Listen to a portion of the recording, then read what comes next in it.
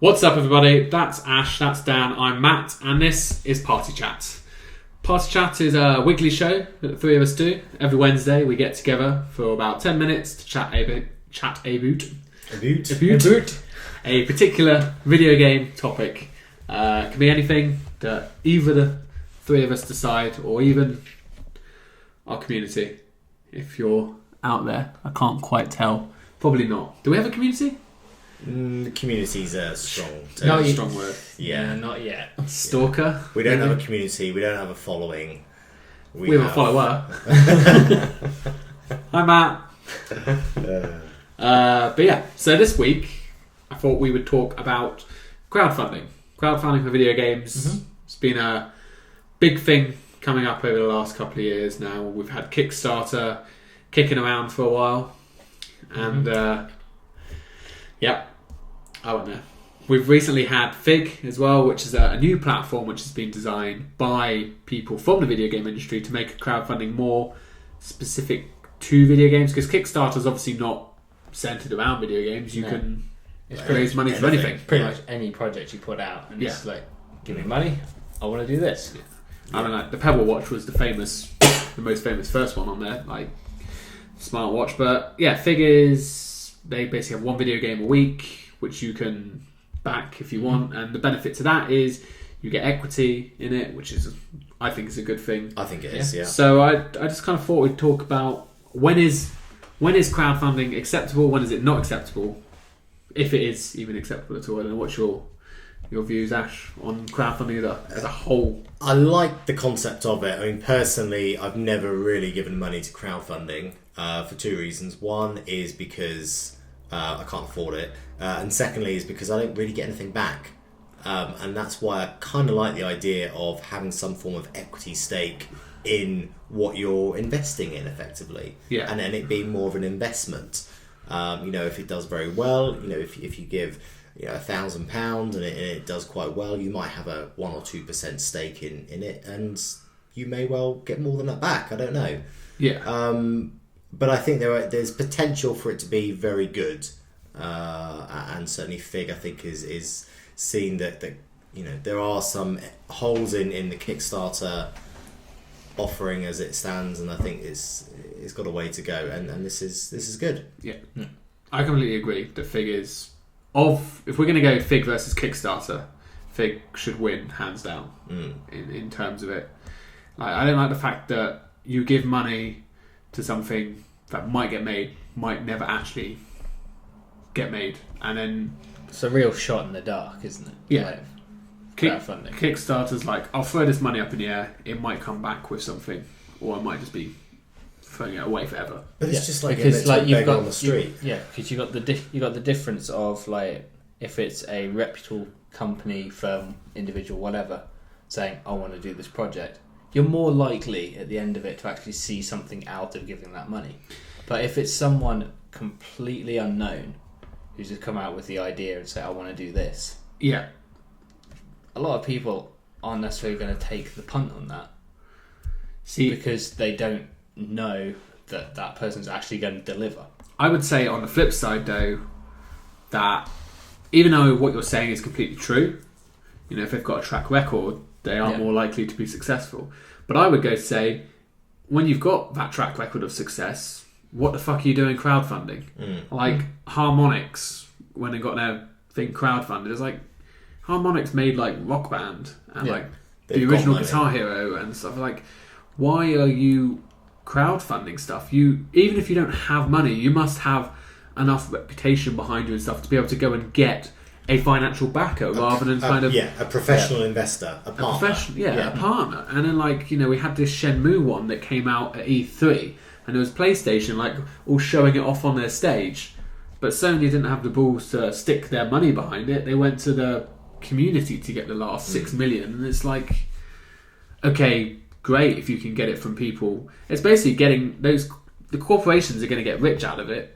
Yes, the fans are going to get the game that they've wanted, and I'm for any opportunity that gets the game that people want in their hands, because there's games out there that I would want that are never going to happen, and this might be the only way it will happen. Mm-hmm. Yeah, well, it's kind of, you could almost look at it as like last week when we talked about pre-orders and so on, basically forcing people to pre-order it in order to actually gain things. Yeah. You could almost argue in one sense this is another one of those things, because it's a case of, well, you want the game, you've got to pay for the game to be made, and then you want stuff with it, you've got to pre-order it. Like, it's basically a double prove you want it.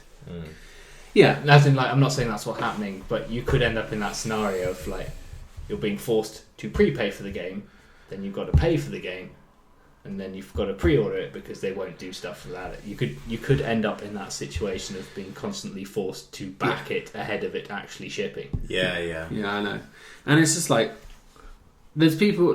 There are good things. I mean, look at Shovel Knight, for example. Shovel Knight, really really good game when it came out last year initially, and that game wouldn't exist without Kickstarter. Yeah, no, I'm all for it existing. No one had heard of those people. You know, the Yacht Club.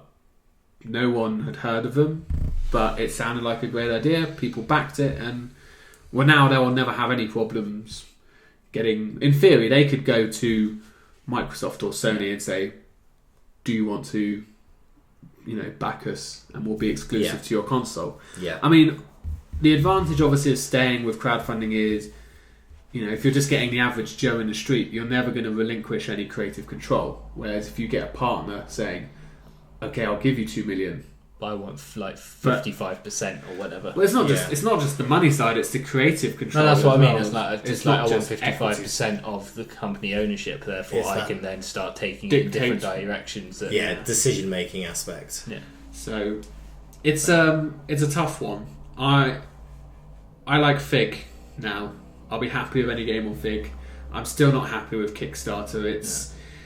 It's basically it takes in my opinion, it takes advantage of the diehard fans. Mm-hmm. Yeah. And it then basically gives these people all the reward with none of the risk. Because even in the Kickstarter disclaimers is like, if this game ends up never being made, because provided it wasn't through like blatant fraudulent, like they just went and pissed all their money away on like beer and gambling and whores, then it's fine. But like they tried to make a game, but it just didn't come out. Yeah.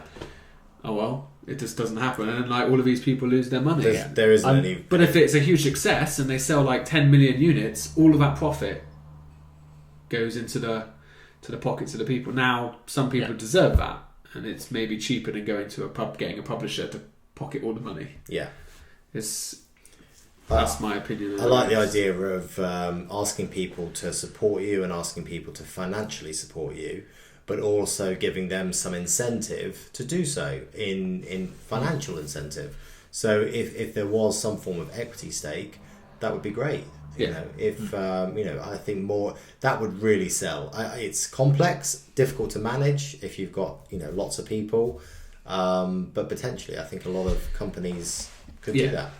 And I suppose the problem is as well, game developers, we take it for granted because we all work in finance, but game developers aren't necessarily going to understand the financial side of things. So it's not quite so easy saying, "Oh, why don't you just set up some sort of kind of share ownership scheme?" It's like, well, they might not have any idea.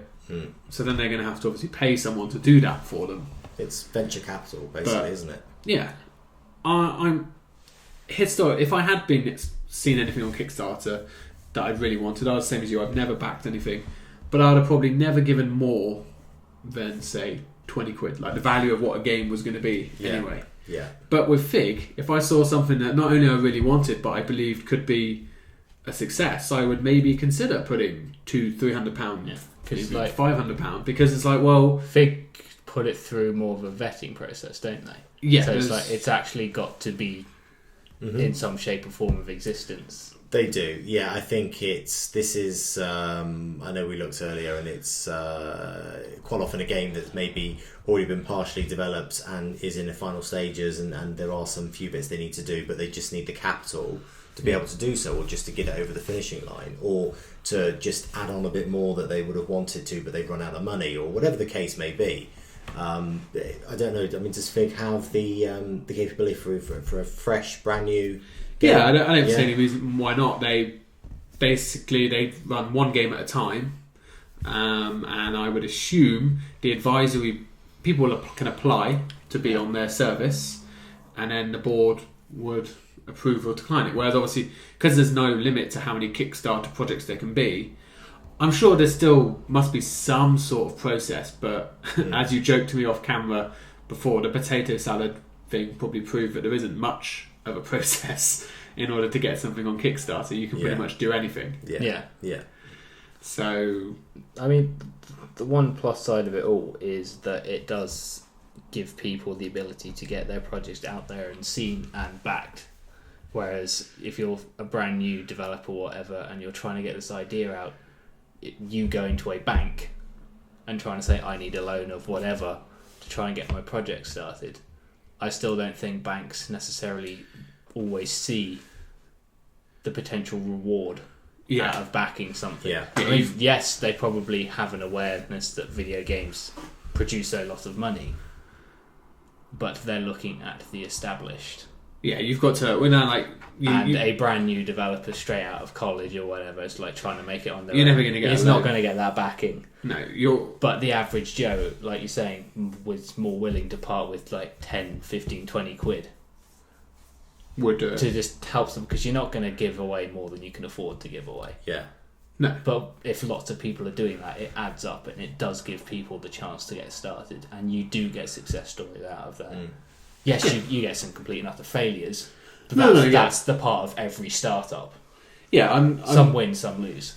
More lose than win. Of course they do, and I have no problem with that. But my closing comment is basically just I don't like people taking advantage of the people that maybe do understand slightly less the risks, and you're basically almost exploiting someone's loyalty. Like you said, similar to the pre-order, it is exploiting someone's loyalty. Like maybe like Inafune, for example, did Mighty Number 9, and then he started trying to kickstart a new project. He kickstarted successfully Mighty Number 9, they got a lot of money off that, way more than what they were supposed to have, and then he starts trying to kickstart a second project before they've even finished Mighty Number 9, and it's been delayed and finished, and it's just like people are going to keep backing him because it's Inafune and he made Mega Man. But at the same time, it's like, look, there's a lot of people over here that have given you your money.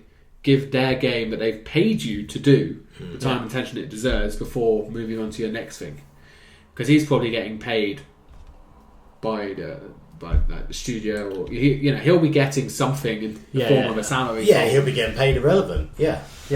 So I'm all up for crowdfunding. Anything that gets more video games the chance to be a success is great, but just don't take the piss. Yeah, I think if we can reward people's generosity and support, then that should be the way it's done. Yeah. No more kind of just shit, basically. Like kind of just for the. No one intends to make a bad game. Like sometimes it just might not come together. But again, save your. There's certain things where you should be asking people for, and certain people where you shouldn't. And if you're a hugely successful individual, or a successful kind of publisher as well, you've probably got your own channels. Don't start ask to be able to raise money. Don't start relying on the loyalty of the fans, because. Could you imagine if something along the lines of Activision came out and said, for the next Call of Duty game? Well, they would, yeah. Yeah, but I know, this is what I'm saying, I'm backing you up on this. It's there has to be a cut-off point. Yeah. It's like, if you're already successful, no. I think it has to be done as almost like venture capital. It has to be a brand new startup. It has to be, very limited resources, and you have to meet certain criteria in terms of your balance sheet or the number of staff you have or whatever the case may be, but there should be certain parameters so that not everyone can do this. Yeah. Imagine, let's leave one comment that you can even just think about. Imagine how much money Kojima is going to raise on a crowdfunding project if he does it. Yeah. When he doesn't need to do it, because he could walk into pretty much any studio and say, right, I want 20 million in full control. EA would give it to him, Activision would give it to him, Ubisoft would give it to him. But if he chose, he doesn't need to go the crowdfunding route, but just imagine how much he would make if he did go the crowdfunding route. Yeah. Crazy. Okay. It was a good topic. Yeah. No closing comments on that? No. So that's it for this week. For the teaser of next week's show, we're going to be talking about video game films and how brilliant and amazing they are, and how some of them aren't quite as good as others, and announcements and stuff like that. So that will be next week. Remember to leave your comments down below about any topics, questions, whatever you would like to see on this show, and we will include them. But for now, Dan, Cheers, guys. Ash, thank you. And everyone out there, thanks for watching, and we'll see you next time.